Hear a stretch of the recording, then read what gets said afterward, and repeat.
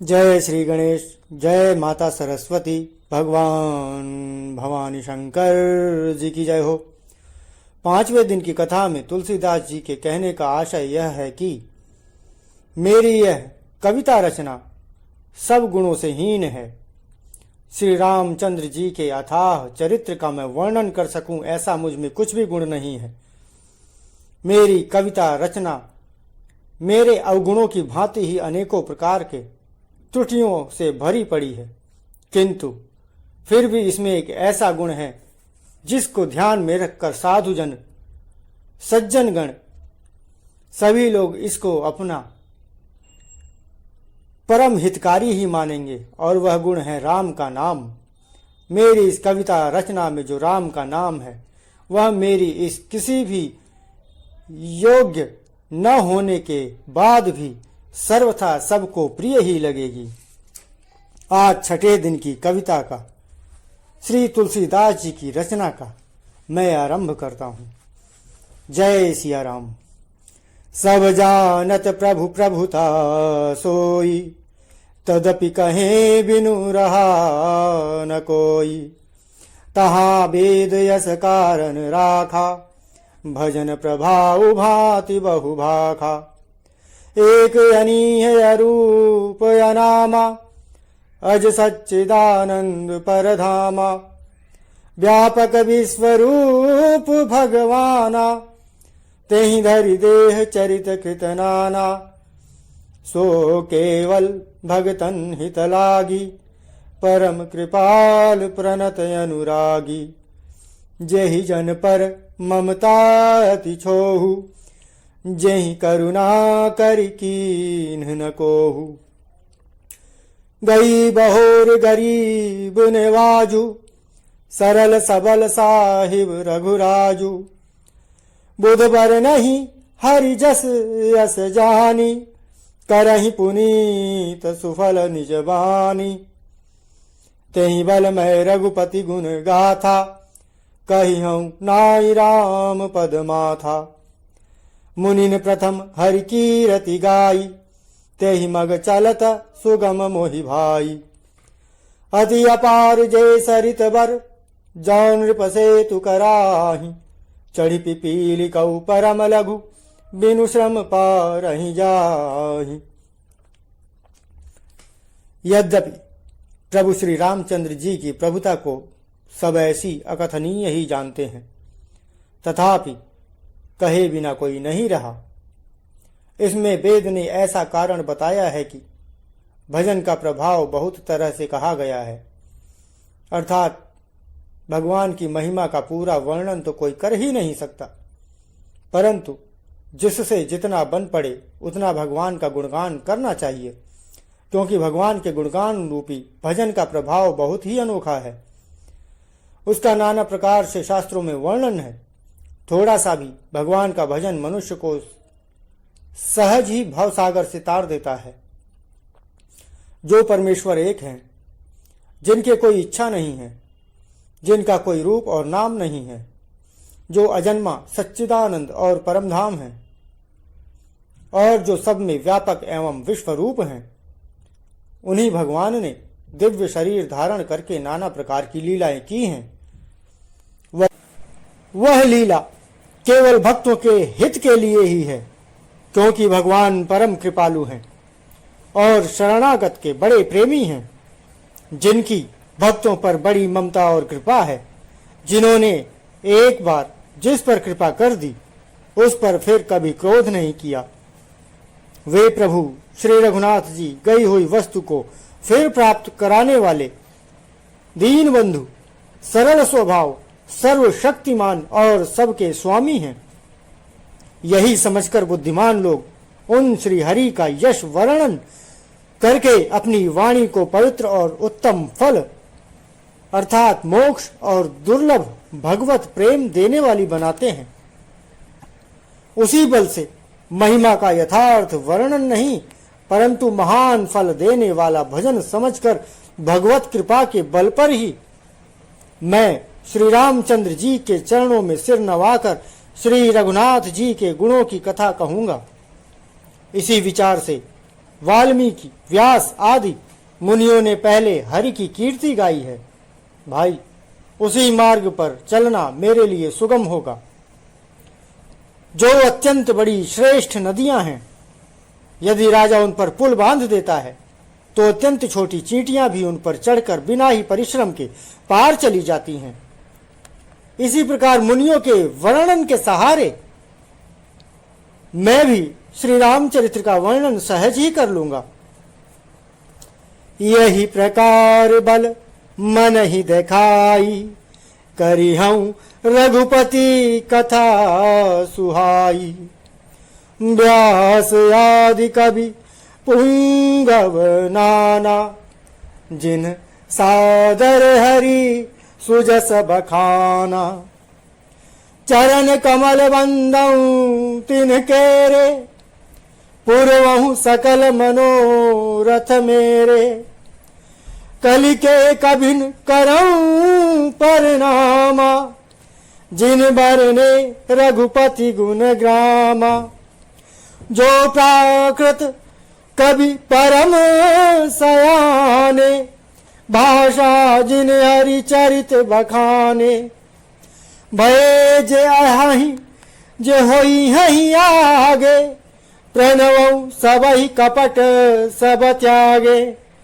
हो प्रसन्न देहु बरदानु, साधु समाज भनिति सन्मानु। जो प्रबंध बुध नहीं आदरहि, सो श्रम बाल बाल कवि करहि। कीरति भनिति भूति भली सोई, सुर सरिसम सब कहहित होई। राम सुकीरति भनिति भदेसा, असमंजस यस मोहि अदेसा। तुम्हारी कृपा सुलभ सो मोरे, सियनि सुहावनी टाट पटोरे।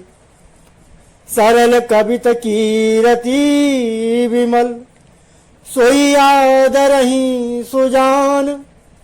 सहज बयर बिसराई रिपु, जो सुनी करहि बखान।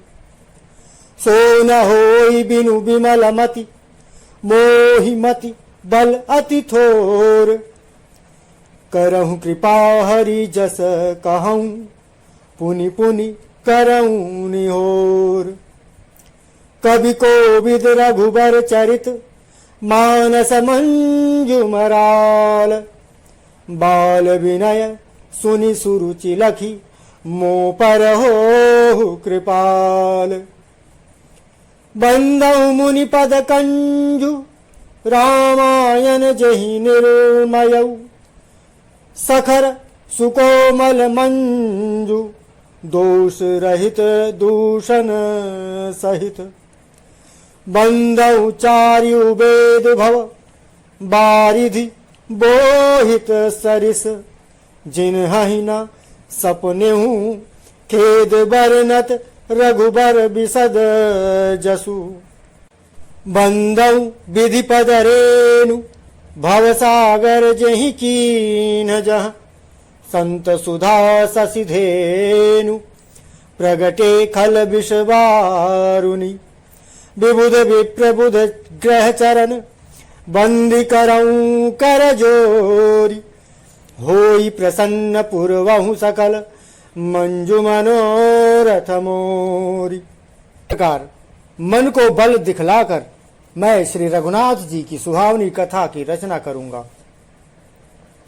व्यास आदि जो अनेकों श्रेष्ठ कवि हो गए हैं, जिन्होंने बड़े आदर से श्री हरि का सुयश वर्णन किया है, मैं उन सब श्रेष्ठ कवियों के चरण कमलों में प्रणाम करता हूं।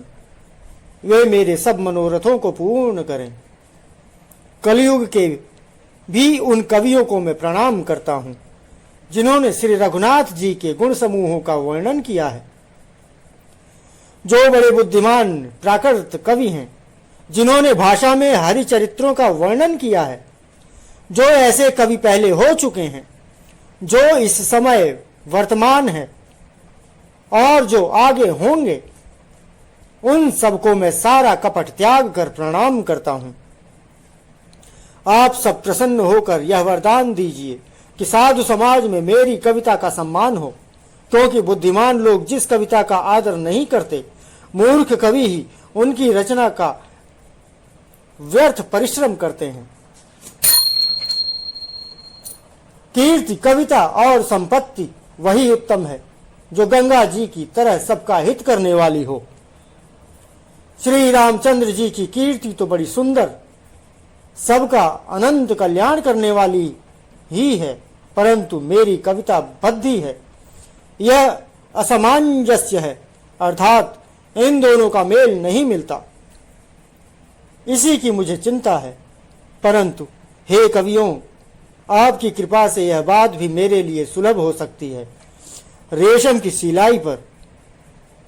की सिलाई टाट पर भी सुहावनी लगती है। चतुर पुरुष उसी कविता का आदर करते हैं जो सरल हो और जिसमें निर्मल चरित्र का वर्णन हो, तथा जिसे सुनकर शत्रु भी स्वाभाविक वैर को भूलकर सराहना करने लगे। ऐसी कविता बिना निर्मल बुद्धि के होती नहीं, और मेरी बुद्धि का बल बहुत ही थोड़ा है। इसलिए बार बार निहोरा करता हूं, बार बार विनय करता हूं कि हे कवियों, हे श्रेष्ठ कवियों, आप कृपा करें जिससे मैं हरि का यश वर्णन कर सकूं। कवि और पंडितगण, आप जो रामचंद्र चरित्र रूपी, क्षमा कीजिए, कवि और पंडितगण, आप जो रामचरित्र रूपी मानसरोवर के सुंदर हंस हैं, मुझ बालक की विनती सुनकर, और कवि और पंडितगण, आप जो रामचरित्र रूपी मानसरोवर के सुंदर हंस हैं, मुझ बालक की विनती सुनकर और सुंदर रुचि देखकर मुझ पर कृपा करें।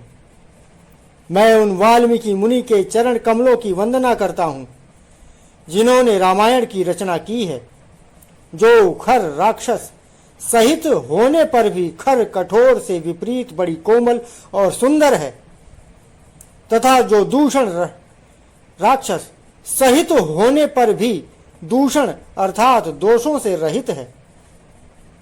मैं चारों वेदों की वंदना करता हूं, जो संसार समुद्र के पार होने के लिए जहाज के समान है, तथा जिन्हें श्री रघुनाथ जी का निर्मल यश वर्णन करते स्वप्न में भी खेद थकावट नहीं होता।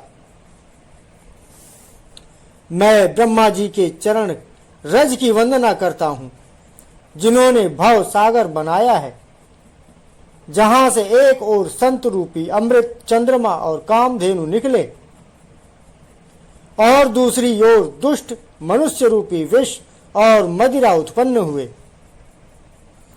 देवता, ब्राह्मण, पंडित, ग्रह, इन सब के चरणों की वंदना करके हाथ जोड़कर कहता हूं कि आप प्रसन्न होकर मेरे सारे सुंदर मनोरथों को पूरा करें। पुनि बंदौ सादर सुर सरिता, जुगल पुनीत मनोहर चरिता, मज्जन पान पाप हर एका, कहत सुनत एक हरय विवेका। गुर पितु मातु महेश भवानी, प्रणवं दीन बंधु दिन दानी।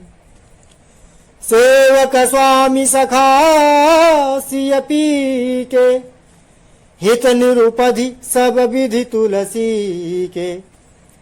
कलि बिलो की जग हित हर गिरिजा, सावर मंत्र जाल जिन सिरिजा।